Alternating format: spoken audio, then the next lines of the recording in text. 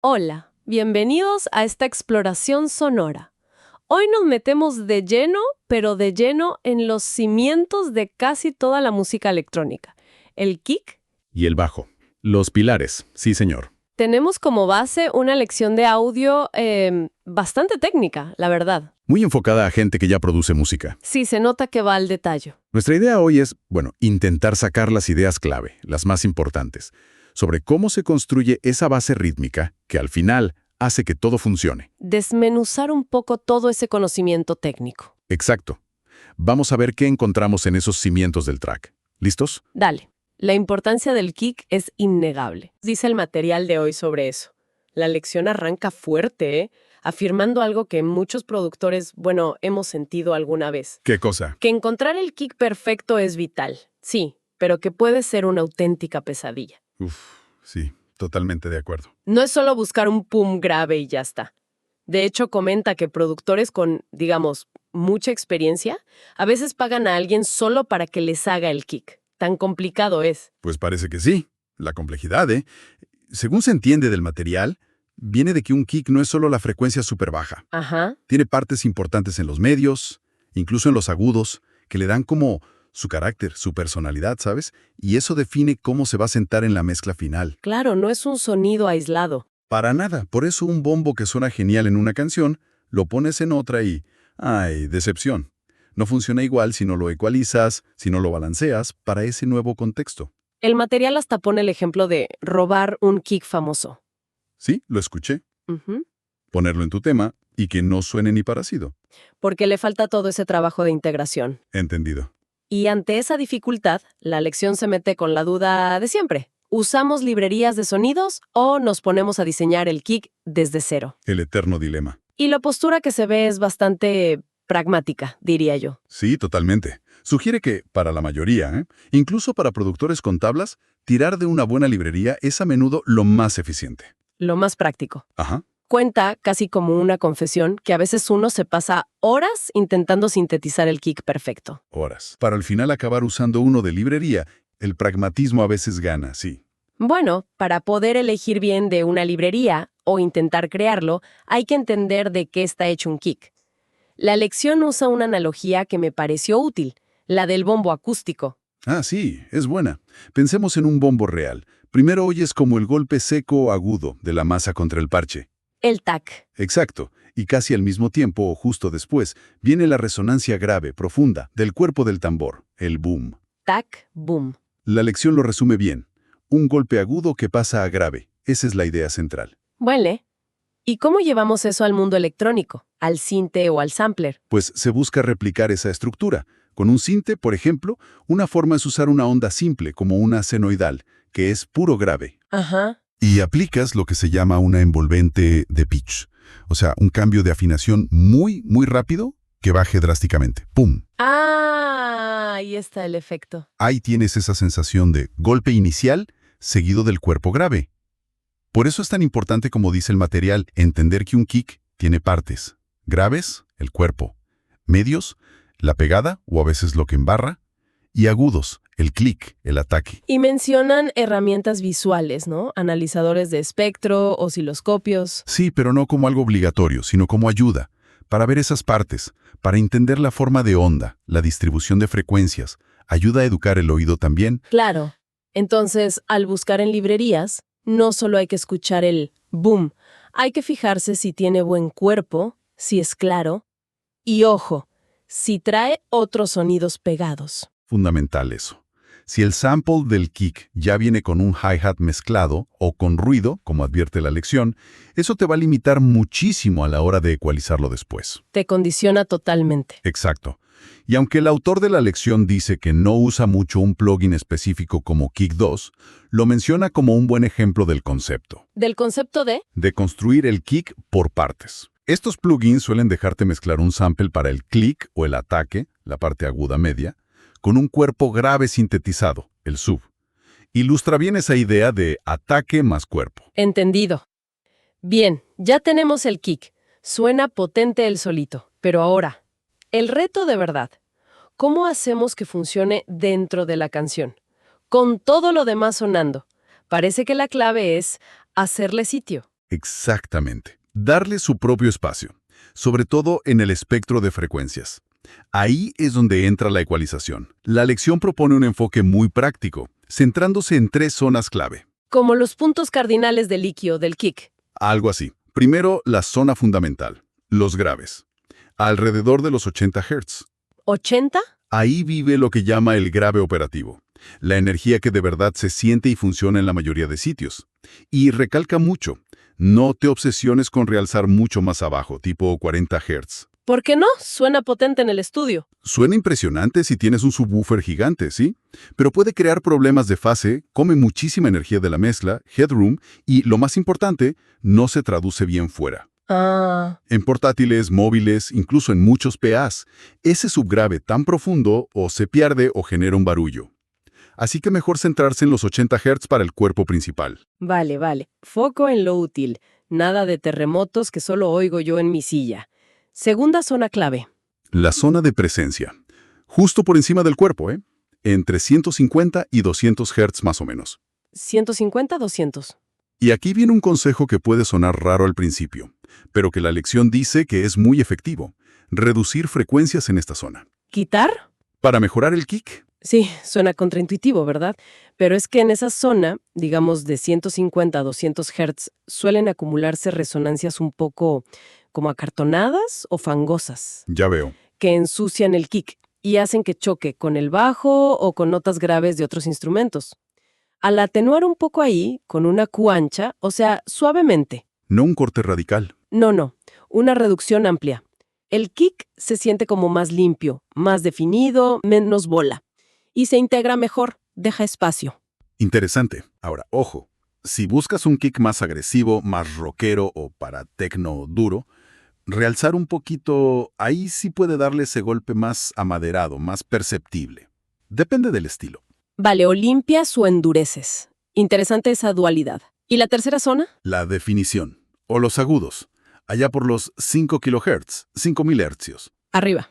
Ahí vive el click, el ataque inicial, la parte que realmente corta a través de la mezcla, que hace que el oído note el impacto del bombo, incluso con ruido o en altavoces pequeños. El snap. Eso es. Y la lección dice algo importante. A veces, para que el kick pegue más, es más efectivo realzar un poco esos 5 kHz que seguir subiendo los 80 Hz. Ah, eso es oro puro. Da sensación de impacto y claridad sin añadir necesariamente más energía abajo, que ya suele estar llena. Claro. Y esto conecta con lo que decías de la zona de presencia, ¿no? Lo de limpiar ahí. Exacto. La lección insiste en esa posible diferencia entre cómo suena algo en el estudio y cómo se traduce fuera. Quitar un poco de 150 a 200 Hz puede hacer que el kick suene, no sé, un poquito menos bruto en tus monitores. Sí, Pero luego, en un club, con la acústica y la presión, esa limpieza permite que el grave de 80 Hz y el click de 5 kHz lleguen más claros, con más impacto real. Es buscar el equilibrio. queda clarísimo. Ahora, el material también toca una técnica que suena avanzada. El layering. Superponer kicks. Combinar varios. Suena potente, pero peligroso. Lo es. La idea es tentadora, claro. Agarrar el ataque superdefinido de un kick y mezclarlo con el cuerpo grave y profundo de otro. Crear el super kick. El kick definitivo. Pero el material advierte mucho sobre los peligros, principalmente problemas de fase, sobre todo en los graves. Problemas de fase. La famosa contrafase. Que se cancelan los sonidos. Y se anulan entre sí. Y pierdes potencia. Pierdes potencia pegada, justo donde querías más fuerza. Para evitarlo, es fundamental alinear con muchísima precisión los transitorios. Los inicios del sonido. Esos picos iniciales, sí. Hay que hacer zoom y asegurarse de que suman energía, no que se restan. Una recomendación práctica que da es filtrar los graves de una de las capas. ¿Cómo así? Por ejemplo, si una capa solo te da el clic o los medios, le quitas los graves con un filtro paso alto. Así no compite en esa zona crítica de abajo con la capa que sí tiene el cuerpo grave. Uf, suena a cirugía sonora. ¿Vale la pena meterse en eso? La lección parece decir, puede ser útil, pero con mucho cuidado. Requiere buen oído, herramientas precisas, paciencia. Por eso repite que, casi siempre, dedicar tiempo a encontrar o ecualizar un solo buen kick suele ser más fácil y dar mejores resultados, o al menos más controlables. Tiene lógica. Mejor un buen soldado bien entrenado que un ejército descoordinado. Y muy brevemente, también se menciona la opción de crear el kick desde cero con sintes. Habla del operator de Ableton, de síntesis FM. Sí, explica el concepto básico que ya dijimos antes. Un oscilador, normalmente una onda senoidal para el cuerpo grave, y modular su afinación, pitch, muy rápido hacia abajo con un envolvente. ¡Pum! El barrido de pitch. Eso. Y para el clic inicial, a veces solo con ajustar el punto donde empieza la fase del oscilador, ya consigues ese ataque percusivo. Pequeños cambios ahí hacen diferencia. ¿Y la FM qué añade? La síntesis FM, frecuencia modulada, donde un oscilador modula la frecuencia de otro. Eso añade armónicos, complejidad al sonido. Armónicos. ¿Para qué en un kick? Pues añaden textura, carácter. Una senoide pura es solo la frecuencia fundamental. La FM puede crear sobretonos que hagan que el kick suene más, no sé, metálico, áspero o amaderado. O simplemente más rico y audible en altavoces pequeños, porque esos armónicos están en medios y agudos. Entiendo. Pero, de nuevo, la fuente es realista. Hacer buenos kicks sintéticos requiere saber de síntesis y tiempo para experimentar. Las librerías siguen siendo la opción rápida y muchas veces excelente. Perfecto. Tema kick súper cubierto. Pero, un kick solo, pues no baila mucho. Necesita a su pareja de baile, el bajo. La lección le dedica bastante tiempo a esta relación, ¿eh? Clave para el groove. Es que van de la mano, son el motor rítmico juntos. Y lo primero que hace la lección es diferenciar los tipos de bajos más comunes, porque no todos son iguales ni dan los mismos problemas. A ver, cuéntame. Está el subbajo, o subbass, que normalmente es una onda senoidal pura casi sin armónicos. El bajo profundo. Eso, su función es dar peso físico, esa sensación que notas en el pecho en un club con buen sonido. El gran pero, como dice la fuente, es que puede ser casi inaudible en altavoces de portátil o de móvil. El bajo fantasma del móvil, un clásico. Me ha pasado. A todos. Si tu bajo es solo sub, puede desaparecer en muchos sistemas. ¿Qué otros tipos hay? Luego están los bajos con armónicos. Estos usan ondas más complejas como diente de sierra o cuadrada, o se hacen con FM, distorsión. La clave es que, además del grave fundamental, tienen contenido en medios y agudos. Ah, entonces se oyen mejor. Mucho mejor. Son más traducibles a distintos sistemas. Y esos armónicos permiten que el bajo tenga un timbre más definido, que pueda llevar melodías o ritmos más complejos y que se entiendan. Vale. Y finalmente, menciona los sonidos de bajo acústico o eléctrico, samples o simulaciones, que suelen tener menos subgrave profundo y más carácter en los medios. Suenan más orgánicos quizás, pero a lo mejor no llenan tanto abajo como un subsintético puro. Entender estos tipos ya ayuda a elegir. Pero claro, llegamos al conflicto inevitable. El kick y el bajo quieren vivir en el mismo sitio, en las frecuencias graves. ¿Cómo evitamos la pelea? El barullo. Ah, la pregunta del millón. Y aquí es donde la lección se mete de lleno con las técnicas para que convivan en paz, para esa simbiosis rítmica. Supongo que aquí entra el famoso sidechain, ¿no? Exacto.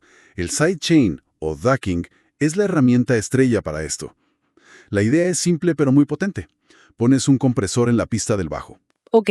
Pero en vez de que reaccione a la propia señal del bajo, lo configuras para que escuche la señal del kick. Esa es la cadena lateral, el sidechain. ¿Y entonces qué hace el compresor? Cada vez que el kick golpea, ¡pam!, el compresor baja automáticamente el volumen del bajo por un instante muy corto. Es como si el bajo hiciera una reverencia, se agachara. Esa es la imagen perfecta. Se agacha, ducking, para dejar pasar al kick. Creas un hueco temporal y de frecuencias justo cuando el kick necesita mandar. Y así no chocan. Exacto. Evitas que las ondas graves se cancelen o se embarullen. El resultado es una mezcla donde el kick pega claro y el bajo sigue ahí, pero sin estorbar. Todo suena más limpio, más potente, con más pegada, más groove. Y la lección menciona algo llamado ghost kick, un bombo fantasma. ¿Suena intrigante? Es menos misterioso de lo que parece, y muy útil. Imagina que tu patrón de bombo, el que suena, tiene silencios o hace redobles raros. Ajá. Si usas ese bombo para disparar el sidechain del bajo, el efecto de bombeo en el bajo será irregular, seguirá el ritmo del bombo principal. Claro. El ghost kick es simplemente otra pista de bombo, que normalmente está silenciada, no se oye en la mezcla. Ah, por eso es fantasma. Exacto. Pero esta pista fantasma toca un patrón constante. Por ejemplo, negras, un golpe por tiempo.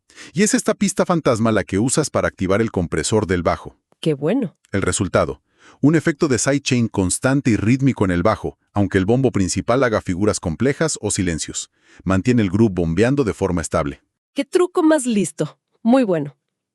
¿Y hay formas más sofisticadas de hacer esto? Sí, la adicción menciona un par.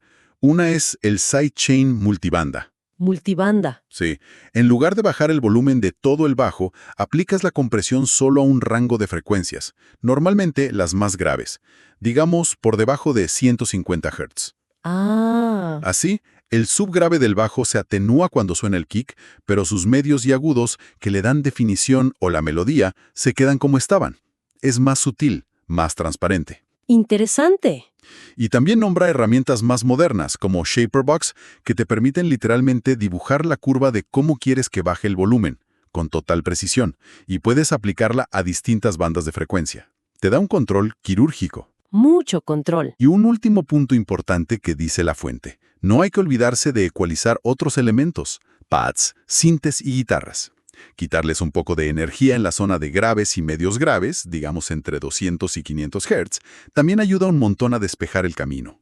Claro, hacer limpieza general abajo. Para que el kick y el bajo respiren y tengan su sitio sin pelearse con los demás. Es como dirigir el tráfico de la mezcla, ¿no? Asegurarse de que no haya atascos en la zona baja. Muy claro. Ahora, hay un mantra que se oye por todos lados. El kick y el bajo siempre en mono. La lección parece que matiza esto un poco, ¿verdad? No es una regla tan de oro. Es un consejo clásico, sí, pero la lección lo pone en contexto y aclara una confusión bastante común. Primero, dice algo obvio pero importante. La mayoría de los samples de kick o los kicks hechos con un sinte simple ya son mono de por sí. Ya lo son. No tienen diferencias importantes entre el canal izquierdo y derecho, así que ponerles una utilidad que los fuerce a mono, pues no hace nada si ya eran mono. Tiene sentido. Entonces, ¿de dónde viene esa regla tan repetida? Tiene una base histórica y técnica. Por un lado, el vinilo. Cortar discos con mucha información estéreo en bajas frecuencias era problemático, podía hacer saltar la aguja. Ah, claro. Y por otro lado, en sistemas de sonido grandes como los de conciertos o clubs, mantener la energía principal de los graves centrada, en mono, asegura más potencia, más coherencia y evita problemas de fase raros que pueden surgir en salas grandes por las reflexiones del sonido. Entiendo. Por compatibilidad y potencia. Exacto. Generalmente se recomienda mantener las frecuencias muy bajas, digamos por debajo de 80 a 150 Hz, más o menos, en mono o con muy poca anchura estéreo por esas razones. Lo grave. Ahí está el matiz clave que aporta la lección. Esto no significa que todo el sonido del bajo tenga que ser mono sí o sí. Ah, Si tienes un bajo complejo, con armónicos chulos en los medios y agudos, o con algún efecto sutil, esas frecuencias más altas sí pueden tener algo de estéreo para darle espacio o riqueza. Lo crucial es controlar el estéreo de la base grave. entonces, si mi bajo tiene algo de chorus, por ejemplo. Pues si ese chorus añade información estéreo también en los subgraves, ahí sí sería buena idea usar una utilidad para poner en mono solo esas frecuencias bajas, por debajo de 150 Hz, por ejemplo, pero dejando el resto del sonido como estaba, si te gusta así. La lección insiste, no aplicar reglas a ciegas, entender el porqué. Me gusta eso, entender para aplicar con criterio, no como un dogma. Genial. Bueno, haciendo un repaso rápido, ¿cuáles serían las ideas fuerza que nos deja esta exploración? Yo me quedo con varias cosas, ¿eh? El kick es el rey, sí, pero necesita cirugía, con EQ. Cuerpo en 80 Hz, limpiar en 150 a 200 Hz, pegada en 5 kHz. No vive solo, necesita su espacio. Fundamental. El bajo es su compañero inseparable, y muchas veces tiene que agacharse con sidechain para no chocar. Comprender las frecuencias es vital. Las librerías son amigas, no enemigas. Y cuidado con las reglas tipo todo en mono. Hay que saber de dónde vienen. Totalmente de acuerdo con ese resumen. Y para cerrar, me gustaría traer una reflexión final que sugiere la lección, que va un poco más allá de lo técnico puro. Se mete en el arreglo musical. Ah, ¿sí? ¿Qué plantea? Plantea una pregunta interesante. ¿Cómo influye si el patrón rítmico del kick y el bajo es muy simple o muy complejo en la energía general de la canción y en cómo percibimos todo lo demás? Interesante. ¿Y qué sugiere al respecto? Sugiere que a menudo hay como una relación inversa. En temas que ya son muy densos musicalmente, muchas melodías, pads complejos, voces importantes, pues unos patrones de kick y bajo más simples, más sólidos, repetitivos, suelen funcionar mejor. Como un ancla. Exacto, como un fundamento estable, que no compite por la atención y deja sitio para que brille lo demás. En cambio, en estilos más minimalistas, como cierto tech house o techno, donde el groove lo es casi todo, Ajá. ahí el bajo sí puede permitirse ser más protagonista, tener figuras más intrincadas, más movimiento porque hay más espacio sonoro para él. O sea, pensar en el kick y el bajo no solo como sonidos, sino como partes del ritmo global, interactuando con todo. Un equilibrio. Exactamente. Invita a mirar el contexto completo del arreglo. ¿Cuánta información hay ya? ¿Necesitamos una base sólida y discreta? ¿O queremos que el motor rítmico sea complejo y llame la atención? Es una decisión artística clave, más allá del sample perfecto o la técnica de sidechain. Pensar en la función dentro del todo. Eso es, una buena pregunta para llevarnos y darle una vuelta cuando estemos produciendo.